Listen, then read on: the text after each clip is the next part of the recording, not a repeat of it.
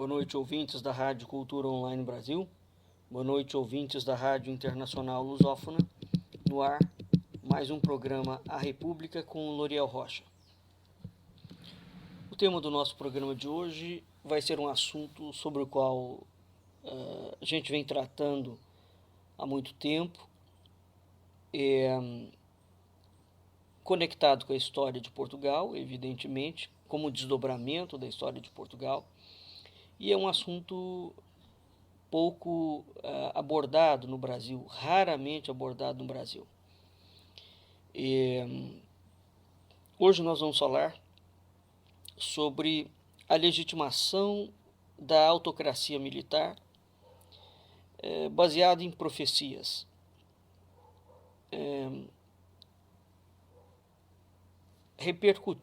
Forjando, um discurso político do Brasil moderno. Não é? O tema do messianismo político é uma temática que eu venho desenvolvendo há muito, e nós terminamos o ano passado um curso que durou mais de um ano, falando exatamente sobre isso. Não é? Essa temática é uma temática complexa, mas é uma temática vital para nós entendermos a história da Europa, a história das Américas, em muitos casos, e, sobretudo, a história política do Brasil. Né? De início, eu vou frisar mais uma vez uma situação. A República Brasileira, em 1889, ela nasceu tutelada pelos militares, né, que foram alçados a poder moderador. Quando Dom Pedro decreta a independência, um dos artifícios criados por José Bonifácio e pela maçonaria naquela altura foi introduzir um elemento, uma instituição dentro das instituições de Estado, uma instituição chamada Poder Moderador. O Poder Moderador era o quarto poder. Não é? Aquele Poder Moderador pode-se pensar que seria um equivalente ao poder que a monarquia inglesa teria, ou que tem até hoje, ledo engano.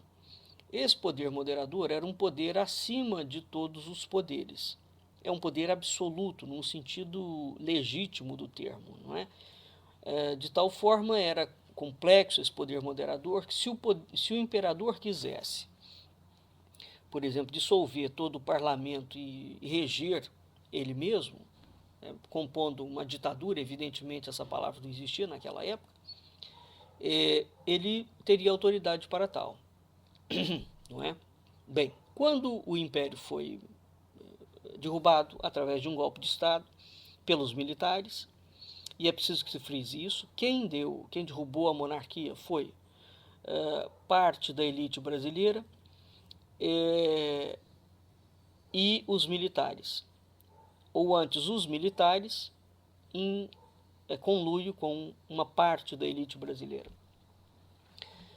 Quando foi dado o golpe de Estado, portanto, os poderes do poder moderador foi transferido para o Exército. Né? E é muito curiosa essa transferência, dado que o Exército, naquela altura, era uma força pequena. Não é? A grande força durante o Império como um todo era a força naval, era a marinha. Né? A aeronáutica, evidentemente, não existia, porque não tinha avião. Então, nós temos, no início do século XX, quando se fala em forças armadas, nós temos duas forças, quer dizer, a gente tem prioritariamente a marinha e o exército. Né? O exército, como muito pouca gente sabe, que o exército hoje, como nós concebemos ele enquanto força, ele não existia naquela altura. Né? Celso Castro, o professor Celso Castro tem uma obra muito interessante chamada A Invenção do Exército Moderno. A Inversão do Exército Brasileiro, desculpe. Nessa obra, ele mostra claramente, a palavra invenção aqui é no sentido de que ele foi criado mesmo. Quer dizer, o exército hoje, como nós o conhecemos, não é o exército que deu o golpe da República, né? E é exatamente este exército que foi criado a partir do golpe, né? Que construiu para si um tipo de narrativa.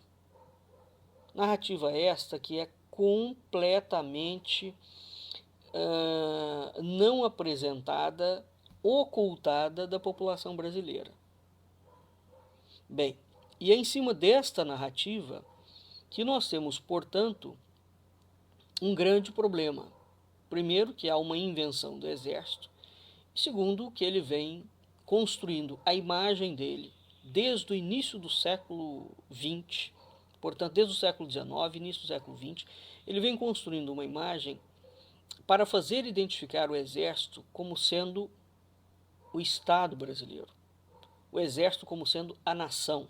Ora, as Forças Armadas, não o exército, as Forças Armadas como um todo não são o Estado e não são a nação, nunca foram. Elas são uma das instituições do Estado. Então, a partir do momento que nós temos essa perversão e este desvio de função, o que vem sendo configurado com o golpe da República, né, e ao longo de toda esta República, é uma briga contínua do Exército, sobretudo do Exército, não é? A Marinha entra de vez em quando, a Aeronáutica muito menos ainda. O Exército entra em conflito com os civis o tempo inteiro. E aqui nós temos um problema realmente cuja discussão teórica conceitual não tem sido levada a cabo com a devida gravidade, né? Então, assim, a República nasceu tutelada pelos militares.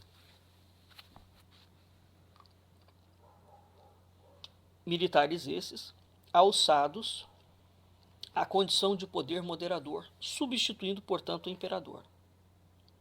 Inclusivamente,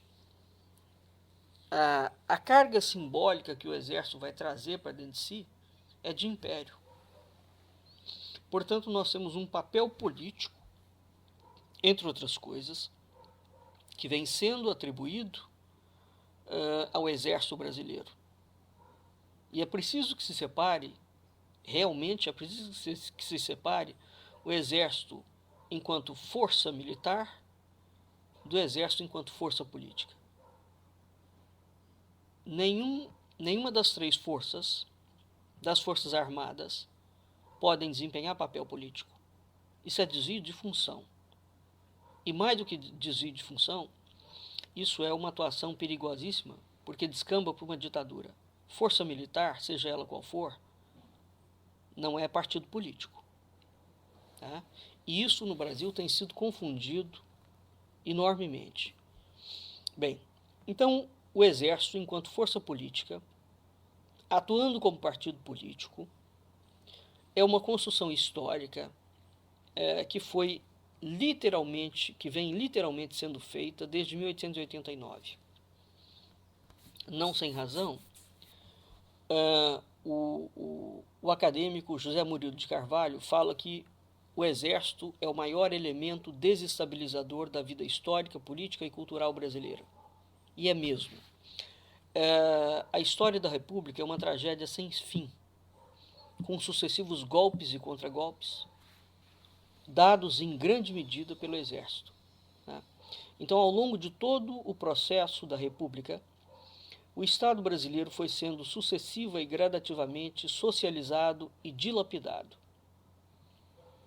É uma coisa curiosa, não é? Porque nós vemos, ao mesmo tempo que nós vemos uma imagem simbólica do Exército como significando a pátria, fazendo coincidir os símbolos da pátria com os símbolos do Exército, nós vamos vendo o país sendo mergulhado numa socialização contínua, numa estatização contínua, que é uma característica de países de viés esquerdista. Apesar desta realidade histórica, existe uma negação na academia brasileira, né, na política brasileira, de que o Brasil é um país socialista. Não, o Brasil é um país socialista na pior extensão do termo, porque o seu povo não tem consciência desse fato, que foi criado pelos sucessivos governos de direita dentro do Brasil. E por que eu afirmo isso? Ora, a socialização brasileira pela esquerda é um fato recentíssimo. Ele não ultrapassa 30 anos. Né? Quer dizer, ele começou a dar-se depois de 1985, portanto, com a criação da chamada Nova República. Entretanto, o processo de socialização no Brasil vem desde 1822. A partir de 1889, esse processo se consolida de um modo definitivo. Não é? Como é que ele se consolida? Ora, ele se consolida com o exército. Toda a Primeira República foi comandada pelo exército e pela maçonaria. Né? Eu já dei a lista no Medium, eu tenho artigos em que eu coloquei os presidentes que foram eleitos, os presidentes que não foram eleitos, os presidentes que terminaram o mandato. A história da República Brasileira é uma crise contínua. O que não se estuda devidamente na história brasileira é o dedo do exército desestabilizando a política nacional. Ora, voltando, o poder moderador do Brasil, portanto a primeira Constituição de 1824, ele nasceu investido de uma aura messiânica, que foi forjada pela maçonaria. É preciso entender este termo. O messianismo, veja bem, é uma teoria, ou é uma teologia, portanto é um campo de ideias relacionado à religião. O messianismo político, ele tira os fundamentos teóricos da religião, aplicando-os no campo político. Portanto, o Messias religioso, dentro da cultura cristã, é Cristo. Então, quem é o Messias político? O Messias político é aquele que vai fazer, às vezes, do lugar de Cristo dentro da política. Né? Então, esse assunto é um assunto muito grave, ele é um assunto muito sério. O poder moderador brasileiro, que foi um título dado a Dom Pedro I pela maçonaria, conforme atestam os próprios maçons. Esse poder nasceu investido de uma aura messiânica, e aqui é preciso entender qual tipo de messianismo político que a maçonaria forjou para o império, né? Quando ela confere o título de imperador e defensor perpétuo do Brasil. Repito, quando a monarquia foi deposta por um golpe de Estado, esta aura messiânica foi transferida ao exército em 1889 por militares e civis. Então a história da República Brasileira não pode nem ser lida, nem ser entendida sem a teoria do messianismo político. A chamada Nova República nasceu fabricando, então ao longo de toda a história da República nós temos o messianismo político. Mas existe uma particularidade, essa retórica de presidentes messiânicos. Existe uma particularidade realmente bizarra que se instala. A chamada Nova República, portanto, pós-regime militar, ela nasceu fabricando sucessivos presidentes messiânicos. E nisso ela inovou completamente. Tá? Todos os presidentes que nós tivemos de 1885 para cá foram trabalhados midiaticamente, politicamente e empresarialmente como sendo messias políticos. Os únicos que não foram os 3 presidentes que tornaram-se presidentes, os 3 vice-presidentes que se tornaram presidentes. Ora, o primeiro presidente messiânico foi Tancredo Neves. De lá para cá, exceto os vice-presidentes, portanto, José Sarney, Itamar Franco e Michel Temer, todos eles curiosamente do PMDB, não é? Exceto esses vice-presidentes, todos os presidentes foram fabricados com o mesmo rótulo. Então veja que situação bizarra, não é? Ao longo de toda a história da República, nós temos uma república messiânica. Mas depois do governo militar, nós temos sucessivamente, independentemente da legenda partidária, uma fabricação de presidentes messiânicos. Todos eles sucessivos. Um sucede ao outro. Então essa tradição, na história política nacional, mostra um poder operando por trás dos bastidores políticos. Porque a fabricação opera a partir de fora. Ela atua em todos os partidos. Ela tem um claro apoio da mídia nacional, que segue um rito textual muito preciso. Basta que a gente veja as capas das principais revistas brasileiras. E quais são? Veja Isto É. Basta que a gente acompanhe as capas dessas revistas para perceber um cenário de superfície. Friso, é um cenário só de superfície. Portanto, se a pessoa for aprofundar, ela leva um susto. Ora, existe um rito textual e imagético preciso. Quando é lançado um sujeito que vai ser o futuro presidente da República, as revistas têm uma escalada de apresentação desse sujeito. Primeiro ele é elevado como mito, é eleito. Depois o governo transcorre por alguma razão, começa a haver a negação do mito, né? Depois vem uma terceira capa, que é a capa da destruição do mito.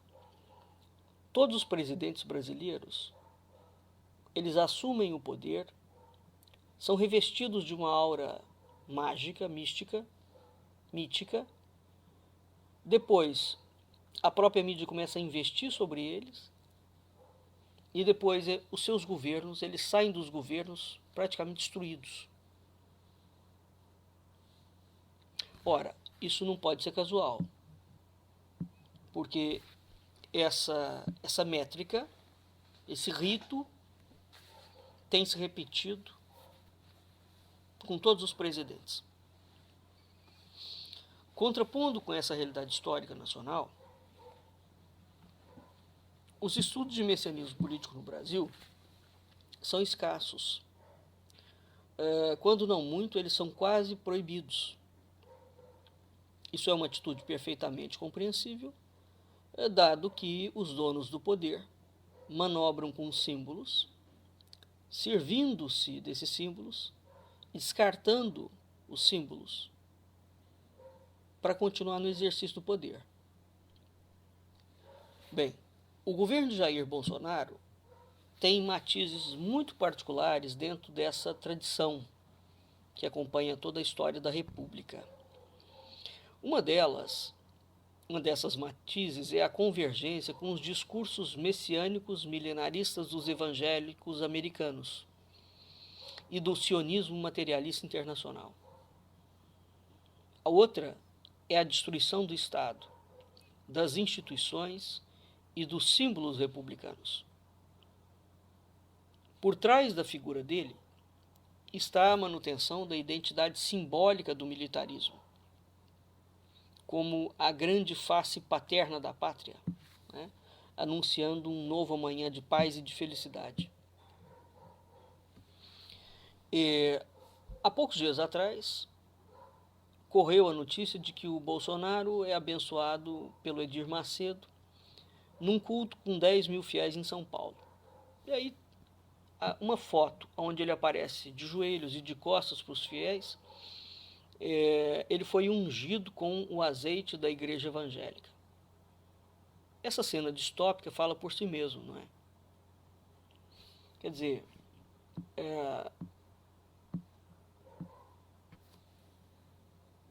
o discurso messiânico milenarista que fabricou a campanha, o candidato e que agora embala o governo do presidente fabricado por uma junta militar maçônica, esse discurso messiânico embala não somente Jair Bolsonaro, ele embala o retorno dos militares ao Executivo Nacional. Essa eleição de 2018 foi um golpe branco-militar, que tecnicamente não poderá ser chamado de golpe. E, na verdade, é um golpe. Esse discurso, ele utiliza do cerne de argumentações de cunho profético universalista como recurso legitimador do poder militar. E ele tem como alvo, ou como inimigo identificado, todos os civis. Não é somente a esquerda, não. Qualquer indivíduo que não concorde com a autocracia que está sendo desenhada, e muita gente está falando nisso, hein? Porque ela está visível.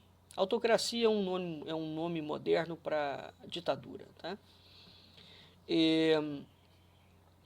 Todos os civis que não concordarem com a ditadura que está sendo desenhada dentro do Brasil estão sendo rotulados de esquerda, ou de comunista, ou de petista.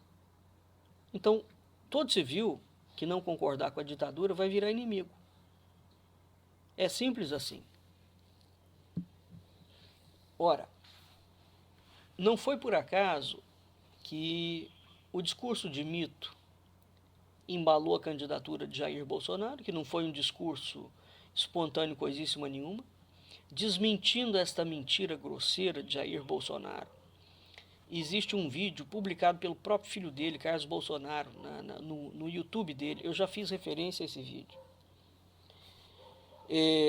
Onde, numa formatura de cadetes da AMAN em 2014, portanto no governo da Dilma Rousseff, ele é recebido aos berros como líder. O vídeo é altamente falante. Portanto, já existe ali dentro da força militar, do exército, uma conspiração militar em torno daquela candidatura. O vídeo é grave. É que o Brasil é um país realmente sui generis, né? E, por outro lado, na certeza absoluta da impunidade e de que ninguém vai tocar no assunto, o sujeito simplesmente, o 02 ou 01, sei lá, deixa aquilo colocado abertamente no canal do YouTube dele. Bem, então, qual é uma das diferenças desse messianismo do Jair Bolsonaro para os outros governos? Vou repetir. Ele traz a exaltação a nível máximo da militarização da política. Ele traz a criminalização ao nível máximo dos civis. Veja que esse homem tem um método de mandar civis embora. Método esse que está se repetindo matematicamente. Antes de mandar qualquer civil embora, ele queima a pessoa publicamente. Frita ela. Da pior forma possível. Desmoraliza o indivíduo. Ele assassina a reputação do sujeito. Independentemente do sujeito estar certo ou errado, hein? Não é assim que você demite, sobretudo ministro de Estado, secretário, etc. Tal. Chama o sujeito de mentiroso, fala os maiores absurdos. Trata-se de assassinato de reputação, é uma técnica de Gramsci. Depois que o sujeito é demitido, ele aparelha e coloca um militar no lugar. Ou coloca um cupincha dele, geralmente comprometido com a justiça, mas os cupinchas que estão no governo não podem ser tratados como indivíduos comprometidos com a justiça. Eles são bandidos, mas são bandidos limpos, sob a ótica deste governo. Então, o que nós temos aqui? Nós temos uma clara política de criminalização dos civis e de aparelhamento das instituições.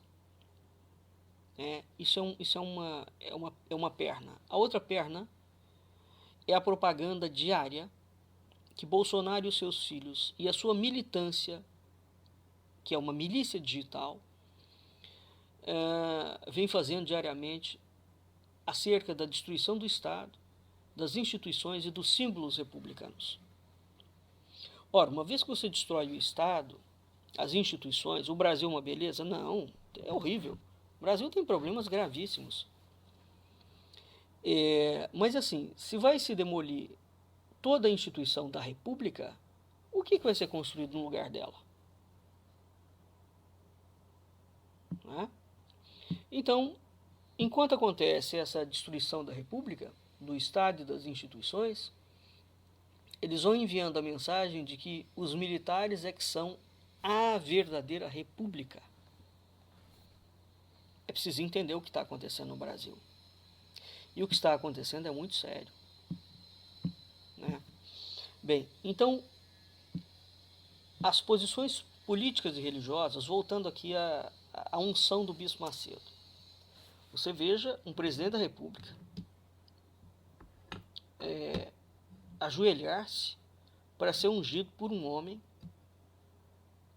cuja trajetória religiosa é altamente controversa. Homem esse envolvido em coisas que até o capeta haveria de duvidar. Né? E ele vai ser ungido numa igreja, num templo, que é o Templo de Salomão. Ora, o Templo de Salomão é exatamente aquela mítica construção da religião judaica que preconiza a volta do Messias judeu. A questão da volta do Messias judeu é que quando o Messias judeu voltar, ele combate o Messias cristão. É óbvio, assim como o Messias cristão combate o Messias judeu ou o Messias muçulmano, tanto faz. Então, essas coisas todas, esses símbolos todos não são casuais e não são aleatórios. Mas o que está acontecendo? Mundialmente falando, as posições políticas e religiosas adotadas pelos pastores e pelos bispos evangélicos nos Estados Unidos e no Brasil são iluminadas por uma luz escatológica e providencialista, né? Com claras ligações ao chamado sionismo materialista internacional, ao globalismo mundial. Né? Então, a chamada bancada evangélica brasileira, toda ela é movida por essa luz escatológica e providencialista, onde eles estão fabricando a alegoria do revestimento da aura mítica de Jair Bolsonaro como um enviado de Deus. Ele próprio fala isso o tempo inteiro. Ele foi salvo da facada porque Deus quis, ele assumiu o governo porque Deus quis e vai por aí afora. Isso aqui é tratado como uma alegoria factual, é um termo técnico, ou seja, o governo de Jair Bolsonaro vem sendo tratado como se fosse ele, a pessoa dele, os militares, né, um fato bíblico previsto por Deus.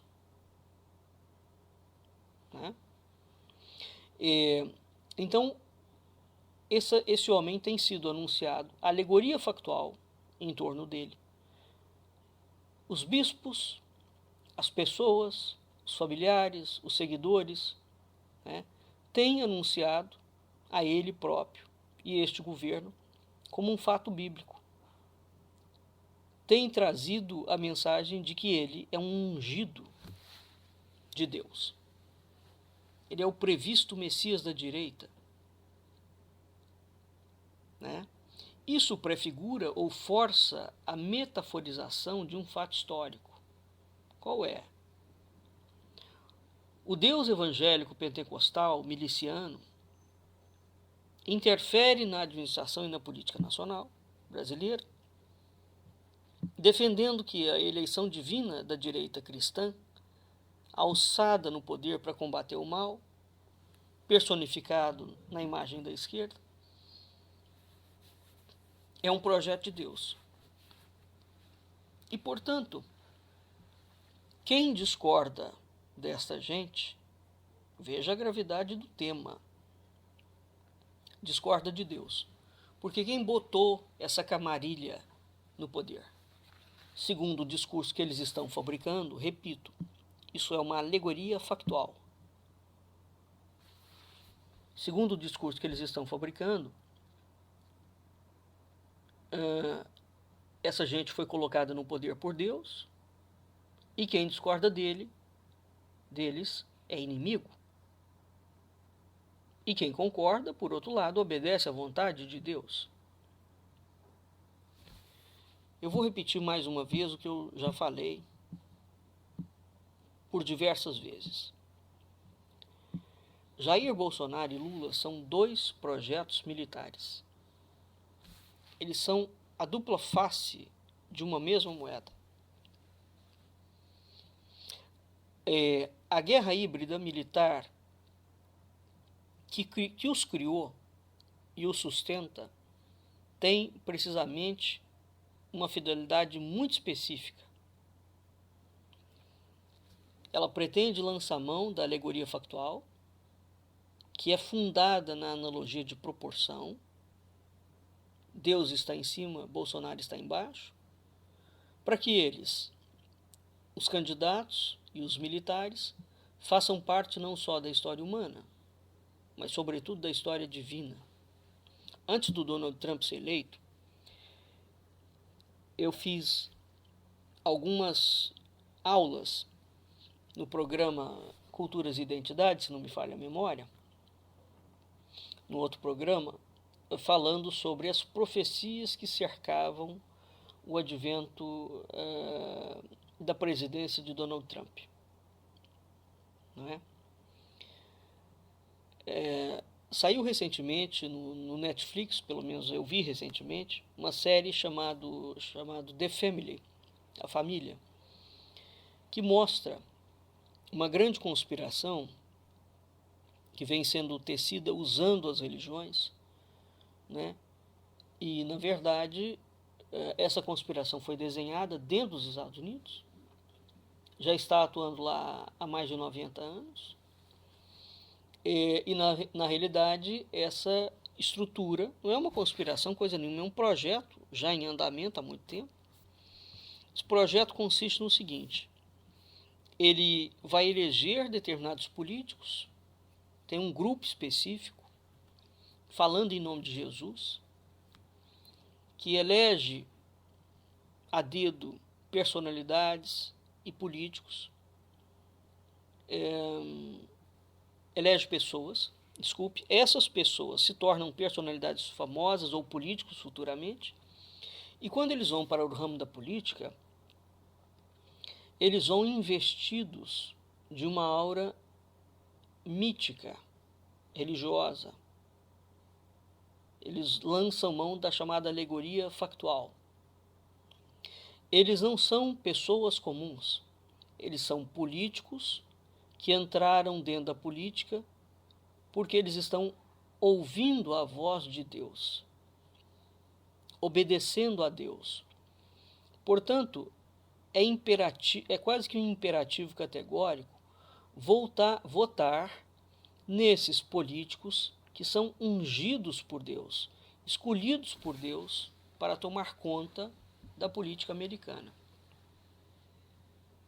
Bem, por trás desta patifaria, o que existe? Existe, na verdade, um movimento muito articulado e muito bem tecido de destruição, isso mesmo, destruição das religiões, sobretudo da religião católica, né? E de transferência do poder e da aura religiosa, do sagrado, da ideia do sagrado, para o campo político. Então, o que nós estamos vendo, que foi desenhado ao longo do século XX, como um todo, é a constituição de uma teocracia política. O Islã é uma teocracia política declarada. Tá? Agora, no Ocidente, esse fenômeno é um fenômeno de fato novo. Aonde você vai? Primeiro, eles tornaram o Estado laico, separaram as monarquias da Igreja Católica. Depois eles criaram o Estado laico. E agora eles estão fazendo um upgrade no Estado laico. Eles estão criando uma geração de políticos que são enviados de Deus para comandar a política em nome de Deus. Ué, quem fala em nome de Deus é a religião, não é a política. Então, por trás desse cenário aparentemente católico, o que nós temos é um movimento orquestrado, diabólico, para destruir a igreja. Né? Isso é extremamente perigoso, porque a partir do momento que você coloca um ser humano falando em nome de Deus,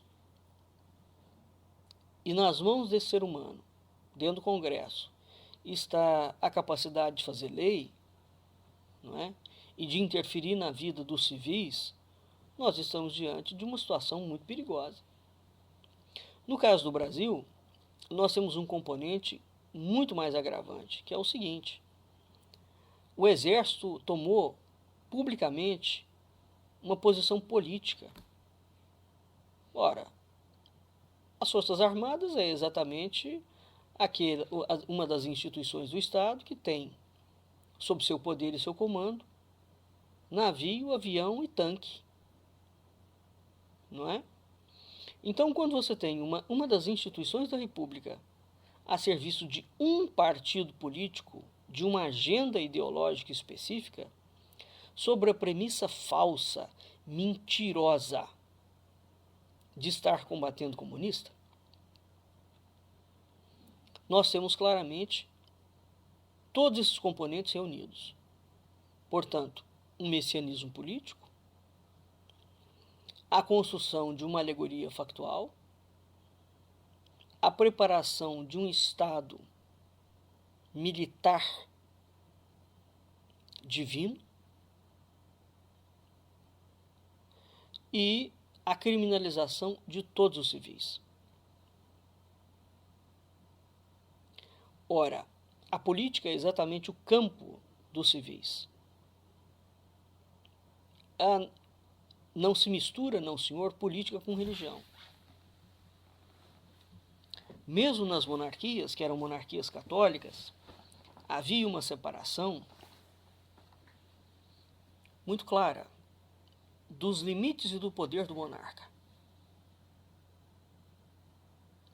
O desenho que está sendo feito, encabeçado por esses pastores de fachada,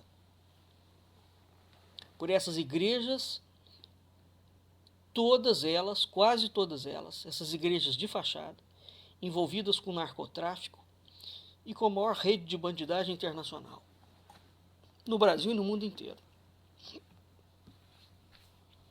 Então, apesar das pessoas saberem disso, elas estão achando muito bonito, porque está falando em nome de cristianismo. Que cristianismo? Qual é o cristianismo que, de fato, valida um político, um ser humano, como o enviado de Deus? Até o Papa só pode falar em nome de Deus, que há uma investidura, mas é uma única pessoa. Os cardeais da própria igreja, ou os bispos ou os padres da igreja ortodoxa, eles não saem por aí dizendo que são eleitos de Deus. Quer dizer, desenhou-se dentro do Brasil algo absolutamente grotesco. Né? Não obedecer essa camarilha criminosa que, através de um golpe branco, assumiu o poder, vai ser considerado, em breve, uma afronta contra Deus. Tá? Nós estamos diante de uma versão grotesca, diabólica, da propositura de um tema muito caro à Igreja Católica, que é a segunda Epifania, ou a manifestação de Deus ao mundo. Então, essa série The Family mostra precisamente que o nome de Jesus é usado como uma senha, um passe, um salvo-conduto para criar um projeto de poder político, onde você vai legitimar políticos em nome de Deus. E, portanto, uma vez que quem escolheu aquele político para estar no campo político é Deus, e não o eleitor que votou nele, veja que o voto aqui, a eleição, passa a ser um componente secundário. Então, olha a maldade do esquema. Quem elege aquele sujeito é um grupo, uma organização fechada, que atua por trás dos bastidores. Aquele grupo coloca aquele sujeito na política, e aquele sujeito começa a trabalhar ele mesmo como um enviado de Deus. Então, isso nos Estados Unidos é comuníssimo. O projeto foi descoberto e veio à baila. No Brasil, ele está sendo implementado há muito tempo, através da bancada evangélica, né? Então, as aproximações do senhor Bolsonaro com a rede neopentecostal evangélica brasileira e americana, além, evidentemente, do eleitorado que eles controlam, tem, entre outros fitos, o de lançar mão de uma alegoria factual fundada na analogia de proporção, para fazer crer que nós estamos diante de uma segunda epifania. Então, o rescado que eles estão passando para o povo é o seguinte: Deus está se manifestando ao novo mundo através dos seus enviados políticos, sejam eles deputados, vereadores, senadores, ministros ou presidente da República. Repito, na verdade, o que nós temos é um ataque direto à Igreja Católica em todas as suas vertentes, tá? Sejam elas evangélicas ou protestantes. É o catolicismo que está em ataque. Então, essa gente está falando em nome de Deus, não porque acredite em Deus, mas para usar o nome de Deus como uma senha. Uma vez que você fala em nome de Deus, tudo pode, né? Em nome de Deus eu te mato. Em nome de Deus eu te persigo. Né? Em nome de Deus, o sujeito pode roubar, mas ele é um enviado de Deus. Aquilo ali é um desviozinho menor. Em nome de Deus, você pode promover milícia. Em nome de Deus, você pode promover assassinato de reputação. Em nome de Deus, você pode fazer qualquer coisa. Né? Bem, então, o caso do Brasil é absolutamente dramático. Porque, diferentemente dos Estados Unidos, o exército americano é um poder, hein? O exército americano nunca ousou fazer identificar a ele, exército, como sendo a República Americana. O projeto que foi desenhado no Brasil, desde o golpe da independência, e quando ele é consolidado definitivamente pelo general Góes Monteiro, na década de 30, no governo de Getúlio Vargas, 30, 37, vai se desenhando gradativamente o quê? Uma república militar. Então, eles começam como um poder moderador, tutelando todos os civis, né? Portanto, o Exército tem, inclusive constitucionalmente, um papel político e um papel militar. Ora, tudo que uma força armada não tem em nenhum lugar do mundo, exceto nas ditaduras, é um papel político. Mas o Brasil é o país das bizarrices. O Brasil é o país da criação de híbridos, né? Em todos os aspectos. A República Brasileira, ela notabilizou-se por criar híbridos teóricos que não existe em nenhum outro lugar do mundo. O Brasil é um dos maiores campos de experimentação de engenharia social do planeta. E eu não falo isso como um insulto não, hein? É um fato. Aqui se cruza pneu de carro com pera e rabo de lagartixa. E dá origem a um híbrido qualquer. Então, esse hibridismo de você pegar, como é que pode? Generais e militares da ativa assumindo cargos de ministros sem renunciar. Como é que pode um governo ter mais de 200 militares colocados em todos os escalões da República? É um governo de ocupação. É um golpe. E a cada civil que eles mandam embora, não sem antes enxovalhar, eles colocam um militar no lugar do civil, ou um outro cupincha, um serviçal, um boçal, um lacaio dessa camarilha maçônica militar, globalista, que transformou o Brasil num butim de guerra, como bem tem alertado os inúmeros posts da Priscila Garcia, belíssimos por sinais. Não é? Nós estamos diante, portanto, de um cenário histórico, né, que alcança o campo político, e por trás desta atuação política existe muita teoria. Muita teoria. Então, a gente traz o assunto respeitante ao plano político, não porque a política em si nos interessa, mas para mostrar a teoria que está por trás do campo político. E o que está por trás do campo político brasileiro, com este governo de Jair Bolsonaro, é o messianismo político, a guerra híbrida,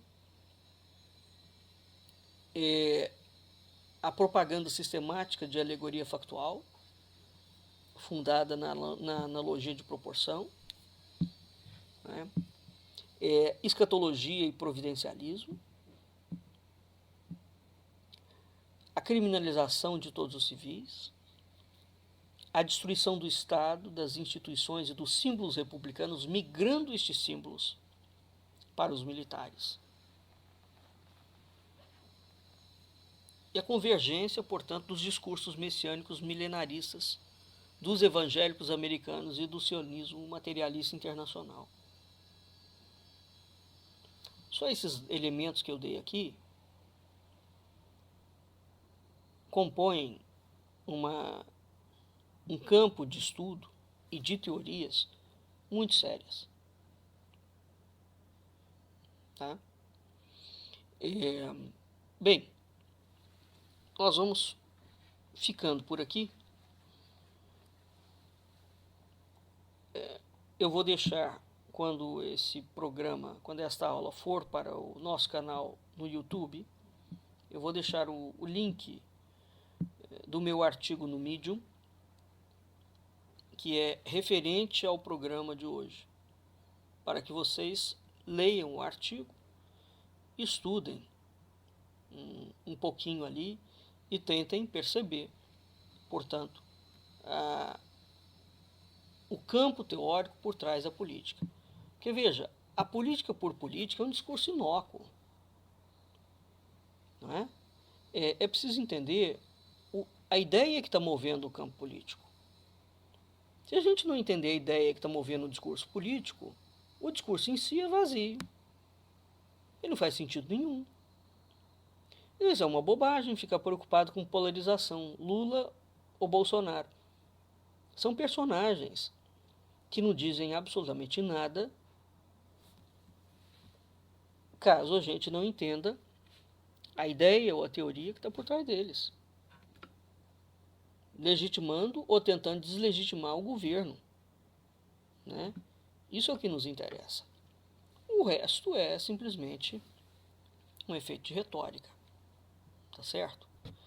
Bem, então nós vamos ficando por aqui e até a nossa próxima aula. Até a semana que vem. Boa noite a todos. Um abraço.